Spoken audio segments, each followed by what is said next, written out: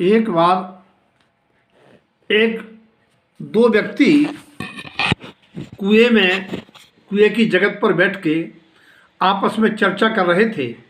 पहला बोला, अरे भाई तुम तो कूप मंडूक हो। कुएं में दो बुजुर्ग मेंढक थे। वे अलर्ट हो गए सुनने के लिए, हमारी चर्चा हो रही है। यूं तो उस कुएं में बहुत सारे छोटे बड़े मेंढक थे। बोले, हम कैसे कूप मंडूक हैं? कूप मंडूक शब्द एक सीमित दायरे में रहने वाले, सीमित सोच वालों के लिए मुहावरा है। कूप मंडूक, तुम ऐसे कूप मंडूक हो कि तुमने अपना घर, अपनी दुकान और बीच में मंदिर, इसके अलावा तुमने कुछ देखा ही नहीं आज तक कि दुनिया क्या है, दुनियादारी क्या है, लोग कैसे कैसे परिणाम और क्रिया से कैसे कैसे दुख पाते हैं, परमात्मा की वाणी का सार क्या है, कैसे पारलौकिक सुख, सुखाभास और मुक्ति का मार्ग है। तुम ऐसे कुमंडूक हो। एक बनिया था, वो यही करता था।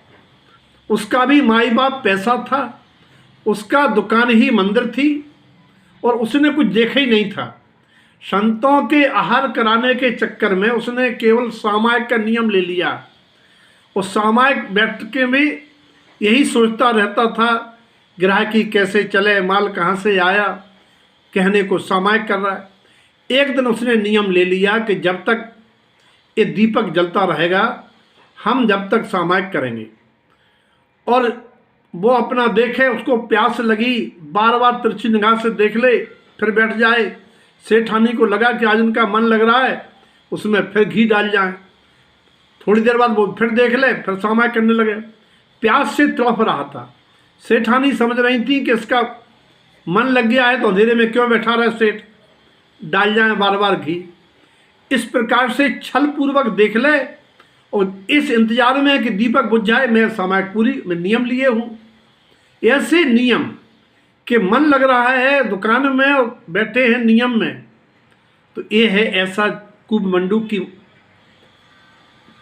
पर्याय प्राप्त हुई।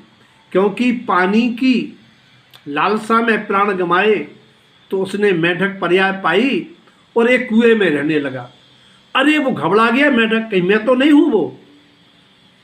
उन मेंढकों ने सलाह की कि अब बाहर निकल के देखते हैं कि दुनिया क्या है। किसी पनिहारी की बाल्टी में भी मेंढक बाहर आ गए, उदकने फुदकने लगे। उन्होंने देखा, अरे इतना बड़ा सरोवर, किनारे इतना बड़ा गार्डन, इतने लोग, इतने वाहन, इतनी चकाचौंध। अरे बोले, सही कह रहे थे, मैं कूप मंडूक हूँ।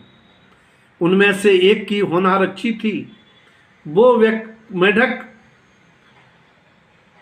शीत और उष्णता की प्रतिकूलता में झुलसते दूसरे मेंढकों को देख सुप्त अवस्था, ग्रीष्म सुप्त अवस्था और शीत सुप्त अवस्था का प्रयोग करके मिट्टी में घुस जाए, बाहर निकल आए और आराम से खूब ढोल बजाए, गाना गाए, लोगों से मस्ती से घूमे।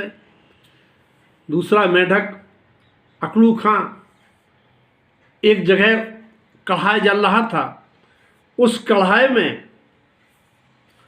छलांग लगा के कूद पड़ा।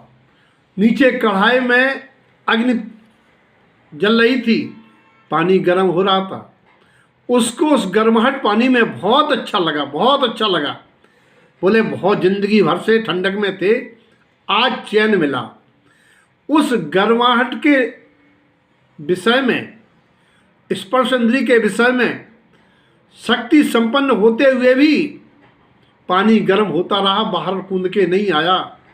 और एक समय ऐसा आया, पानी इतना उष्ण हो गया, उसी में मरण हो गया, छितर बितर हो गया शरीर। कहने का मतलब ये है भैया कि कूप मंडूक मत बने रहो।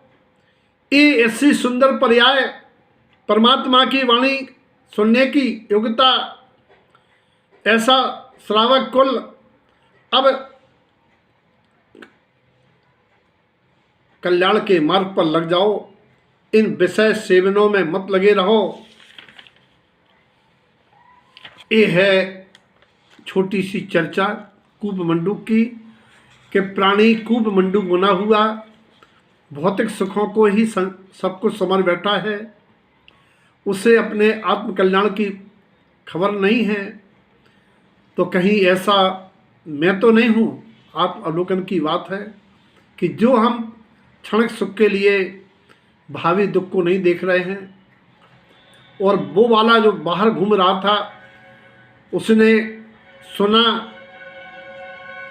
कि भैया भावों से कुछ होता है, क्योंकि मेरा ही साथी मेढक फूल लेके भगवान के समोषण में जा रहा था, लेकिन मन में भगवान के समोषण जाने की भावना से मरण कर देव बन गया। तो भैया जैसी भावना होगी वैसा मिलेगा, क्योंकि जन्म मरण तो कर्माधीन है। वर्तमान में विषयों की अभिलाषा छोड़ करके मुक्ति मार्ग पर आरूढ़ हो। ये अनंत काल की यात्रा में इन विषयों से निराशा मिली है। विषयों की आस निराशा ही देती है, ये कभी तृप्ति नहीं होने देती है, तृष्णा को बढ़ाती है। और ये विषयों ने हमको ही भोगा है, हमने विषयों को नहीं भोगा।